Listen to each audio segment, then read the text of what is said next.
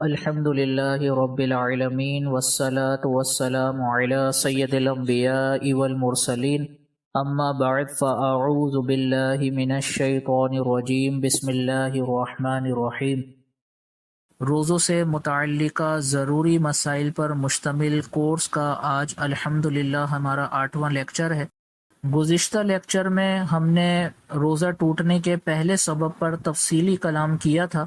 آج انشاءاللہ عز و جل روزہ ٹوٹنے کے دوسرے سبب پر تفصیلی کلام کیا جائے گا۔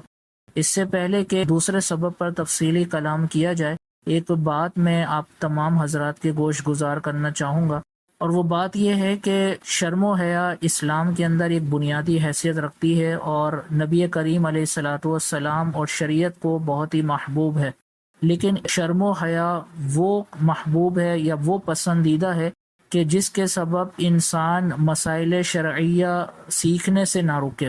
یہ کلام میں اس لیے کر رہا ہوں کہ آج کے سبب میں کچھ ایسے امور بیان کیے جائیں گے کہ جس کو سننے کے بعد ہمیں شرم و حیا محسوس ہوگی، اور ایک عجیب سا خیال من جانب الشیطان آ سکتا ہے کہ یہ کس طرح کے مسائل لیکچر میں بیان کیے جا رہے ہیں۔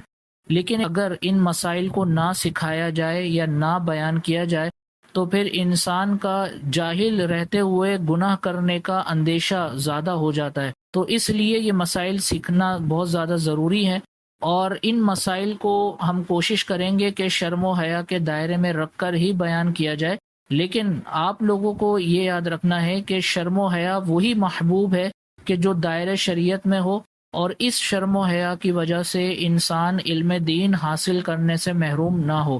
ہمارے المیہ یہ ہے کہ جب ہم دنیا میں کوئی کام ایسے کر رہے ہوتے ہیں کہ جس میں اللہ اور اس کے رسول کی نافرمانی ہو رہی ہوتی ہے، مثال کے طور پر ٹی وی پہ فحش فلمیں دیکھی جا رہی ہوتی ہیں، ڈرامے ایسے دیکھے جا رہے ہوتے ہیں کہ جس میں ناقابل بیان مناظر ہوتے ہیں، لیکن پوری فیملیز بیٹھ کر ان ڈراموں کو، ان فلموں کو دیکھ رہی ہوتی ہیں، تو اللہ تعالیٰ کی نافرمانی ایسے مقام پر کرتے ہوئے ہمارے لوگوں کو بالکل شرم و حیا محسوس نہیں ہوتی۔ لیکن جہاں دینی مسائل سیکھنے کی بات آ جائے تو وہاں پر شیطان حیا کا وسوسہ ڈال دیتا ہے کہ یہ بے حیائی سے تعلق رکھنے والے مسائل ہیں، تو معاذ اللہ ایسا بالکل بھی نہیں ہے۔ تو اس لیے آپ یہ ذہن میں رکھیں کہ یہ مسائل بالکل شرم و حیا کو ملحوظ رکھتے ہوئے ہی شریعت میں بیان کیے گئے ہیں۔ ان مسائل کا تعلق ہرگز بے حیائی سے نہیں ہے۔ روزہ ٹوٹنے کا دوسرا سبب ہے جماع، یعنی میاں بیوی کا آپس میں تعلق قائم کرنا یا صحبت کرنا۔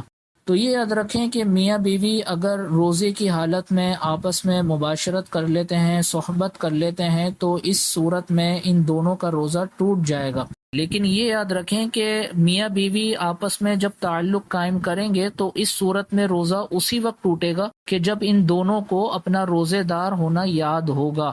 لہٰذا اگر دونوں نے آپس میں تعلق قائم کیا اور یاد ہی نہیں تھا کہ ہم روزے سے ہیں، تو اس صورت میں روزہ نہیں ٹوٹے گا۔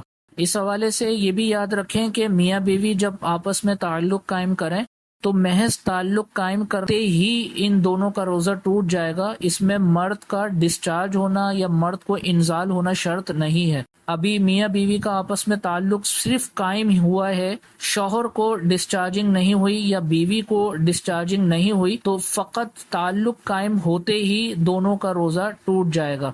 روزہ ٹوٹنے کے دوسرے سبب سے متعلق مزید مسائل ہیں، اور انشاءاللہ عز و جل ان مسائل پر اب ہم کلام کرتے ہیں۔ پہلا مسئلہ یہ ہے کہ روزہ یاد ہوتے ہوئے جان بوجھ کر تعلق قائم کرنے کی صورت میں قضا کے ساتھ ساتھ کفارہ بھی ہوگا۔ تو یہ یاد رکھیں کہ اگر میاں بیوی کو یہ یاد ہے کہ ہم روزے سے ہیں اور اس کے باوجود دونوں نے روزے کی حالت میں مباشرت کی، تو اس صورت میں دونوں پر قضا کے ساتھ ساتھ کفارہ بھی لازم ہوگا۔ یعنی شوہر پر 1 روزہ قضا کا اور 60 روزے کفارے کے، اور اسی طرح بیوی پر 1 روزہ قضا کا اور 60 روزے کفارے کے رکھنا لازم ہوں گے۔ دوسرا مسئلہ یہ ہے کہ زوجین نے یعنی میاں بیوی نے سحری میں تعلق قائم کیا اور غسل کا وقت نہیں ہے، تو اب اس صورت میں وہ کیا کریں گے؟ یعنی مثال کے طور پر اگر سحری کا وقت 4:30 ہے اور میاں بیوی نے تعلق قائم کیا 4:10 یا 4 بجے، اور تعلق قائم کر کے جب یہ دونوں فارغ ہوئے تو اس وقت اتنا وقت بچا کہ جس میں دو میں سے کوئی ایک ہی کام کیا جا سکتا ہے، یا تو غسل کر سکتے ہیں یا سحری کر سکتے ہیں۔ تو اس صورت میں شریعت کا حکم یہ ہے کہ وہ کم از کم غسل کے 2 فرض پورے کر لیں۔ غسل کے 3 فرائض ہوتے ہیں، ایک ہے کلی کرنا غرغرہ سمیت، دوسرا ہے ناک میں پانی اوپر تک چڑھانا، اور تیسرا ہے پورے ظاہری جسم پر پانی بہانا۔ چونکہ روزے کی حالت میں ناک میں اوپر تک پانی چڑھانا منع ہوتا ہے اور اسی طرح غرغرہ کرنا منع ہوتا ہے، تو حکم شرع یہ ہے کہ کم از کم یہ 2 فرض سحری میں پورے کر لیں کہ کلی غرغرہ سمیت کر لیں اور ناک میں نرم ہڈی تک پانی اوپر کی طرف چڑھا لیں۔ تو اب اس کے بعد یہ 2 فرض پورے کرنے کے بعد یہ سحری کریں، اور سحری کرنے کے بعد اب یہ بقیہ غسل کو مکمل کر لیں۔ اور یہ بھی یاد رکھیں کہ غسل اب چاہے سحری کا وقت ختم ہونے کے بعد ہی کیوں نہ کریں، ان کا روزہ بلا کراہت شروع ہو جائے گا، کیونکہ ناپاکی کا تعلق روزے سے نہیں ہوتا۔ غسل جنابت جس پر فرض ہو وہ اپنے روزے کو شروع کر سکتا ہے، لیکن یہ غسل فوراً کر لینا ضروری ہے تاکہ نماز فجر قضا نہ ہو۔ تو اس مسئلے کا خلاصہ یہ ہوا کہ اگر میاں بیوی نے آپس میں تعلق قائم کیا اور 2 میں سے کوئی ایک کام یہ کر سکتے ہیں، یعنی اتنا کم وقت بچا ہے کہ کوئی ایک ہی کام اس میں کیا جا سکتا ہے، یا تو غسل کیا جا سکتا ہے یا سحری کی جا سکتی ہے، تو اس صورت میں وہ غسل کے کم از کم 2 فرض کر لیں اور اس کے بعد سحری کریں، اور سحری کرنے کے بعد اپنے بقیہ غسل کو مکمل کریں۔ تو آج روزہ ٹوٹنے کے دوسرے سبب سے متعلق جتنے مسائل پر کلام ہوا، ان میں سے اگر کوئی مسئلہ ایسا ہے کہ جو آپ کو صحیح طرح سمجھ میں نہ آیا ہو تو آپ مجھے اس سے متعلق سوال بھیج دیجیے گا، انشاءاللہ میں مزید آسان کر کے آپ کو وہ مسئلہ سمجھا دوں گا۔ اللہ تبارک و تعالیٰ سے دعا ہے کہ آج کے لیکچر میں جو مسائل ہم نے پڑھے ان کو یاد رکھنے کی توفیق عطا فرمائے، آمین بجاہ النبی الامین صلی اللہ تعالی علیہ وسلم۔ آپ دیکھ رہے ہیں PATF Islamic info YouTube channel.